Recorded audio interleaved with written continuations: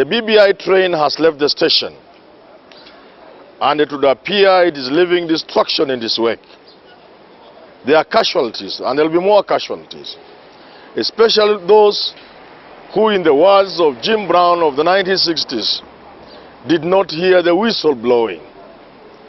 So my advice today to the different players in this country, especially to those who have reservations about BBI, to those who may oppose BBI, I advise them to continue opposing BBI, but also advise them to be aware that there will be casualties.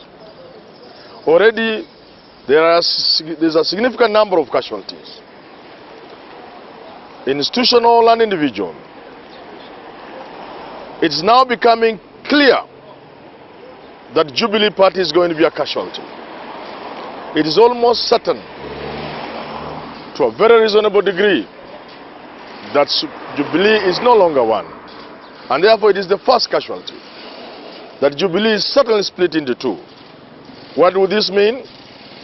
How does it impact on Ruto's presidential ambition? How does it affect his opponents if they are there? First, the split of Jubilee means that there will be those who will benefit. And this split and the destruction of Jubilee as a party will mean that either Ruto will inherit a shell of a party that is left to him by those who will have destroyed it, or they will make things so tough for him that he will leave Jubilee. But either way, Jubilee is not going to be the party we knew come 2022. The next casualty for BBI and the handshake is the Central Kenya vote. It appears to me, and I think to many other Kenyans, that for the first time, the Mount Kenya vote is likely to be split.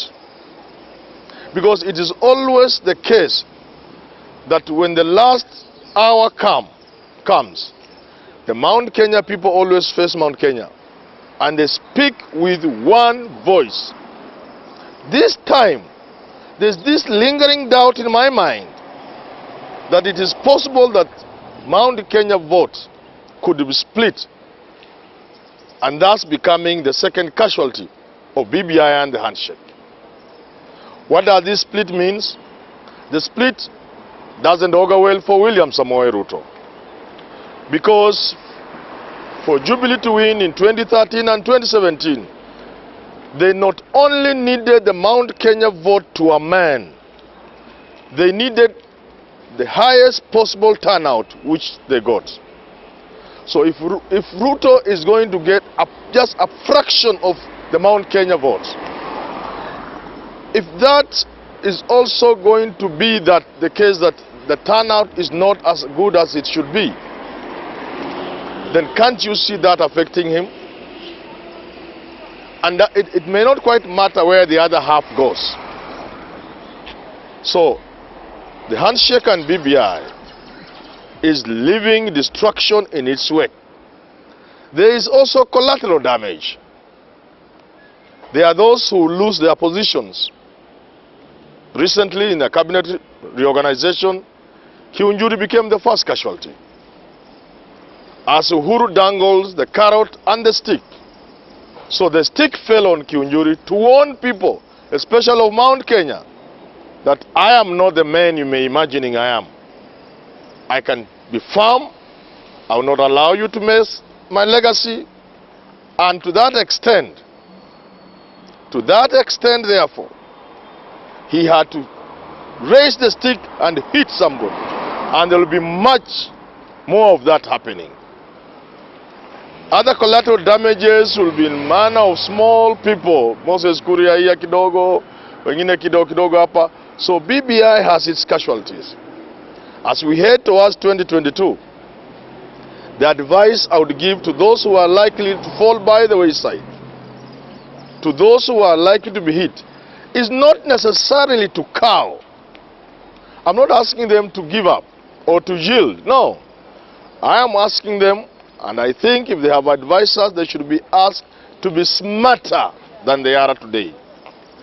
Already we are seeing what the Deputy President is going through, what some people call humiliation, starting with the treatment and the breach of protocol at Bomas of Kenya, together with other things that are happening, and as recently as the other day, the advice to the Deputy President is not necessary to give up, but to choose whether to remain in government or not. To choose whether to leave Jubilee and government as a way of avoiding further humiliation, as a way of ensuring that his troops are not casualties, as a way of saving his generals and lieutenants, as a way of also showing that he's a man in his own right. Because then the other option will be to remain there, but yield. Yield to the BBI and the handshake. Agree to sit down with Raila Odinga and Uhuru Kenyatta and strike a deal with them. But if you choose to leave again, the timing will have to be extremely important. At what point do you leave? What will be the triggers so that you will get the right political capital out of leaving? But as things stand now, without necessarily being a prophet, without necessarily being anything, a magician, I can say with certainty that things are hot for William Samoei Ruto, that the kitchen is getting too hot, and that he'll have the option of leaving that kitchen or remaining there and talking nicely to the chef so that he can be put in the corner of the kitchen that is not very hot. The other casualties, the Luhya unity, is also on trial. Today, on the 18th day, as I speak here, 18th day of January 2018, there is a meeting in Buhungu Stadium of the Luhyas. Other Luhyas are saying there will be in Mumias. That clearly showing a divide for a community that should be united today more than ever before. Because like I've said repeatedly, the Luhyas have the numbers to make a difference in this country. The Luhyas have the numbers to score a political point, to produce the leader of this country. But today, courtesy of BBI, they are divided right in the middle. I hope, as I'm speaking today, before the meeting starts, the Luhyas will see sense and all get to Buhungu Stadium and make the point as Luhyas. I hope Moses Wetangula, I hope Boni Khalwale, I hope Musalia Mudavadi more than anybody else appears at the Buhungu Stadium and makes their point. Appear at the stadium and make your point. Buhungu Stadium is supposed to produce the Luhya stand and position on BBI. You cannot do that as a divided people. Others are in Mumias, others are in Buhungu. The best thing to do for the Luhya community will be to appear all of them. If this video comes before you start your Mumias rally, Boni Khalwale, Washali, my friend, all of you go to Kakamega with this Sukuti, and go and make the point.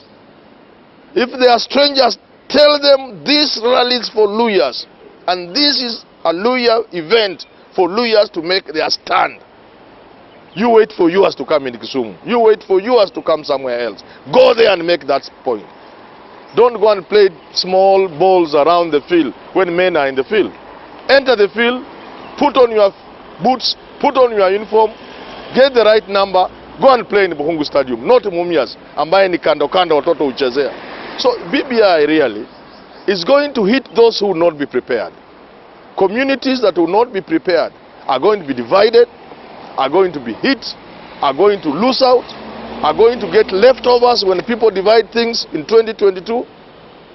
For the sharp communities, they will strike a balance, compromise, get united, and do their thing and get their thing, I advise those communities that are most likely going to fall and get divided to be cautious, because finally BBI is a game changer. The political map of this country is being drawn. This political map will determine the economic map of this country for generations to come. So for those who do not want to be around the table, they know they will be doing a great disservice to their communities. It is in that light that I also advise people from the mountain. Your stake is taken care of if you embrace BBI. Embracing BBI doesn't mean you agree with what BBI is saying. It doesn't mean you agree with Uhuru Kenyatta. As Mount Kenya people, you can sit down together with the president and other leaders and come up with a stand that best benefits the Mount Kenya community. The same is being directed at the Kambas, the Luyas, and other communities in this country, because we should be united around BBI and not divided. But we should, within that arrangement, put our case across, say what we want, say what we will not take, say what we shall support and what we shall not support under any circumstances. That's how nations grow. And therefore, I wish Kenyans a nice engagement with BBI, fully aware, and I'm sure they will also be fully aware that this country is in the making, and BBI is that engagement we all as Kenyans ought to have.